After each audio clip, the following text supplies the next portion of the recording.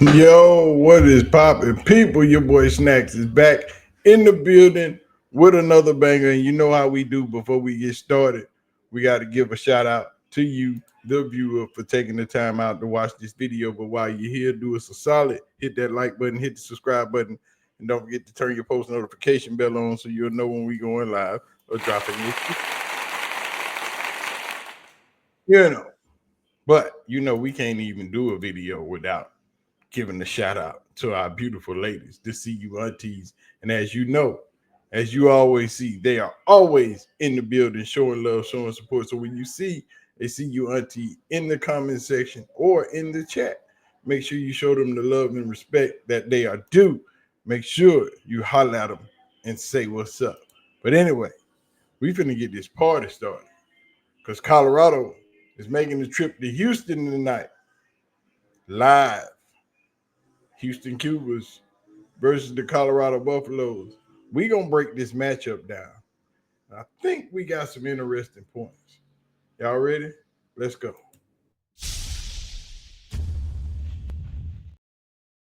Now, as Colorado makes its way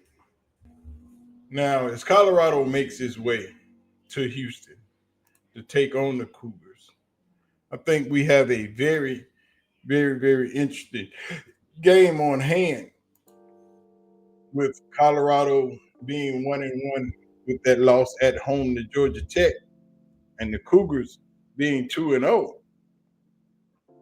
coming off that win versus Rice. I don't know, but I want to break this thing down for y'all. We ain't gonna do all the fancy pictures and videos. We just gonna let it do what it do. So as Colorado rolls into H-Town tonight to take on the Houston Cougars in their Big 12 opener, the two programs with very different paths so far in 2025. We're both trying to make a statement under these so hot, so humid Texas Friday night lights. The Cougars come into this at a 2-0 start, fresh off a dominant win, 35-9 win over Rice. And if you've been watching Houston, you know one thing: defense, defense, defense, defense. This unit has allowed just one touchdown all season. They thrive in late down situations. They bow their necks in the red zone. And they are already looking like one of the most disciplined groups in the conference. But as we all know, and this is the question, can the offense keep the pace with what the defense is doing? We got five-star transfer quarterback Connor Wigman has had a slow start in both games. The Cougars need him to hit the gas early and avoid penalties, feed his playmakers, and especially that running back. The running back is averaging chunk runs and keeping the chains moving. If the Cougars get rolling, Houston, well, I keep calling these people Houston. Houston can grind down this game and make it kind of ugly in their favor. But Colorado, on the other hand, our Buffaloes, we 1-1. And, the Buffaloes stumbled in a close opener against Georgia Tech, but bounced back last week with a solid win over Delaware. The quarterback, Ryan Staub, has been elevated into the starting role, and he made the most of it last weekend with a couple of big touchdown strikes, including a highlight reel 71-yarder. You know who that was. That's that 6'5" receiver out there on the outside. Staub has the arm talent, but now he's stepping into a road environment against a defense that will punish mistakes. And how does he handle that moment? That's the question hanging over this game. So both quarterbacks got some challenges in front of them, and both quarterbacks have something to prove. Now, Connor Wigman needs to show that he can start fast, keep the Cougars balanced, and avoid turnovers. But now Staub, on the other hand, he needs to show poise on the road, read coverages, and prove that he can sustain drives and not just hit the big one like he did twice last week.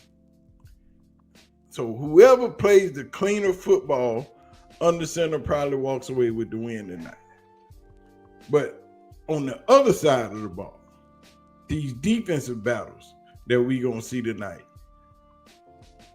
defensively, strength versus question mark. Houston defense has been lights out, but they haven't faced an explosive Power 5 offense yet. Now, on the other hand, Colorado's defense, they bend a little bit, they'll give up some yards, but they opportunistic. If they can take the ball away from Houston, they give Staub extra chances to hit home runs downfield.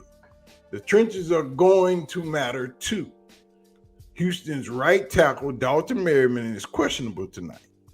And if he can't go, Colorado's edge rush will test that side all night long. You know, that's that side Jordan C. knows. Oh, we definitely running the ball that way. Colorado's edge rush will test that side all night long. And keep an eye on the matchup.